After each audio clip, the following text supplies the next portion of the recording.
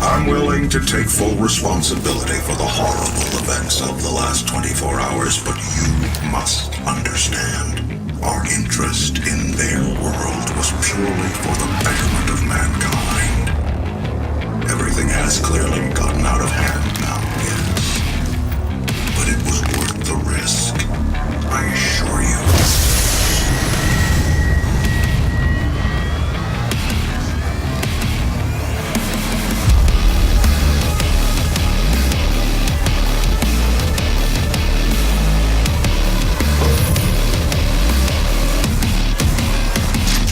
I'm sure by now you can guess what this video may be about. The game at which many love and many hate, but my personal favorite, Doom. And so when I built my PC, a lot of my friends were asking me, why buy Doom first? And that is exactly what this video is about. Why buy Doom? Why do I like it so much? What is so appealing about splitting demon skulls open and seeing this relentless being destroy what is hell? Well, let me explain that for you. Receiving an average of an 80% by all major reviewers, Doom, in its 2016 appearance, was a game of mystery. Nobody was really sure what to expect of it because of the legacy that the first three Dooms had left for it, and we were unsure whether it was a remake of the first Doom or a continuation of the series. Which in this scenario, it's neither, really. Doom is its own standalone game, made in 2016 by Bethesda Softworks. Plus that's Doom being highly intensive graphics, stellar OST soundtrack, and there's always seemingly something to do. Unlike a lot of games now, Doom is very easy at entertaining somebody. I don't know what more satisfaction you can get than ripping open demon skulls and watching demons suffer. I mean, I get the utmost form of satisfaction from that. And maybe that's not for everybody, but at least for me, a console gamer my whole life, recently changed to PC gamer, I find the destruction and brutally gory and graphically intensive game that is Doom very appealing.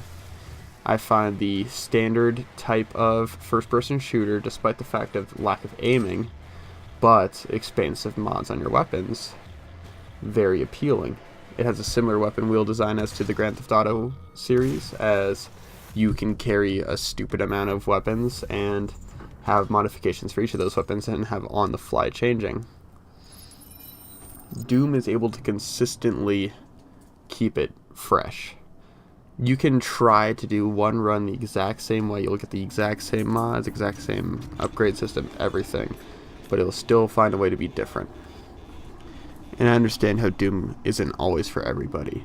I can see how some things are just too brutal, or maybe it's not entertaining enough to just walk around, have no real objective other than to stop a demon invasion on Mars. Like a lot of my friends have said, they don't think it's that good of a game, and I personally love the game. I don't know where they're coming from, nor do they know where I'm coming from. It's one of those things where you sit down and play it. Those friends of mine haven't really sat down and played it ever. They claim they have for 10 or so minutes, where I've logged easily 100 hours on my Xbox alone to this game, doing multiple run-throughs of different difficulties and doing secret runs and doing all these different kinds of runs through the game that I'm still consistently entertained with. And I understand. Yeah, doing the same thing over and over and over can get boring. Don't get me wrong, but then there's Doom's pretty terrible multiplayer, if I'm going to be honest, that's there to offer. It's pretty bad and pretty unbalanced, and it's one of Doom's weak points. Bethesda has never been great about making multiplayers, but if they want to tell a story, if they want to have a beautiful game, be able to also be completely brutal at the same time, they can do that. They have opened up this game so much with snap map systems, similar to any creation system that Bethesda has made, to let users create a different experience in Doom, which is awesome. I love that. And Bethesda has a notorious way of letting a game that may seem unfinished at a time go out into the public, and then the public finishes it. And that's what happened with Doom. When it was first released, a lot of people were really unsure to buy it, so a lot of people really didn't. And the people who did were disappointed because it felt unfinished. It felt like the multiplayer was bad.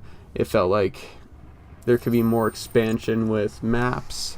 It felt like there should be a lot more different modes. But then when people started picking up onto the hype train that is the new Doom, that's when it started becoming a good game, because the public took it in and they evolved a game that was seemingly bad at first and turned into a very good game.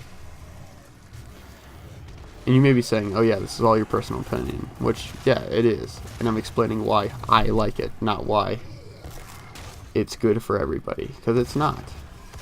Nothing is ever really good for everybody, but Doom has something for everybody. Even if all you like doing is creating maps, you can do that in Doom. If you like killing your friends, I mean, you can do that. If you like being that one special snowflake like you are in Fallout or Skyrim or any other Bethesda game where at which you are a main character versus a massive evil, Doom has that for you. In conclusion, Doom obviously isn't for everybody, but for me at least, it is one of my favorite games because of the fact that I can walk home from school and be listening to the Doom soundtrack and be totally in the mood to go home and rip some demon skulls. The availability of customization through all the content in the game, my recent availability to mods, and finally, the hours of entertainment I've gotten out of the game alone. The game is a good game, people. Go out and play it. No game can be determined by just one person saying, hey, it's good, or saying, hey, it's bad. Doom has left a new legacy for the Doom series. Just because the first Doom, revolutionary. I mean, Doom is the game that introduced first-person shooting to the gaming world. Doom 2 was a follow-up where they slightly improved their hitboxes and slightly improved their bosses. And I mean, if you love big bosses, Doom is the game for you. I mean, just go open up your browser right now or open up a new tab, look up a Cyber Demon or look up the Spider Mastermind. Just look at that shit and you will be in love with that big boss and that crazy mechanics that you have to learn and everything that makes Doom intricate. The reason I had bought Doom first was for the purpose of it is one of the most appealing games to me, and why not utilize the computer that I have beside me now that can pump Doom at its max settings, which are really graphically intensive. Why else would I build a computer other than to pump my favorite games at its max settings, which for Doom is a great test. I'm running 144 hertz and 144 frames per second, and it is the most satisfying thing I've ever seen. Just because I've gone from seeing some CSGO looking blood to every single particle, and going from a game that was seemingly approaching boredom back into a game that's super interesting, because now I can throw on mods, now I can do some console commands and be a crazy god among these demons. Doom has evolved from its 2016 release into a game that is worth buying now. It's worth spending the money because, number one, it's at a lower price, and number two, the community has made it such a good game, and Bethesda has updated it to an extent that it is a good game now. Bethesda and id, seemingly never going to work together, made a great game together. And I definitely think that with all the secrets, if you're a secret connoisseur, if you love Easter eggs, there's Skyrim Easter eggs in there. There are secrets in every level. If you are a first-person shooter, I mean, go back to the roots of first-person shooting and play this Doom. If you are just somebody who likes big bosses, if you've played like Mega Man or any other game that entails massive bosses with crazy-ass mechanics, Doom has that. Go out and play it. Don't sit beside and listen to reviews all day. Just buy the game. It's like $20, and it's really worth it. Thank you all for watching. I'm trying a new recording method, obviously. I'm on a computer now instead of an Xbox. And I really hope you take what I've said about my favorite game to heart. And that you really go out and you get this game and you try it. Thank you for watching, and I'll see you in the next video. And here, of course, is the coolest part about Doom. The classic maps. Having each Doom have its own embedded level in each of the modern Doom's levels. You find a switch, it opens up a door, does a pretty sick guitar riff, and then there it is. One of the coolest parts about the new Doom is the calling back to its roots.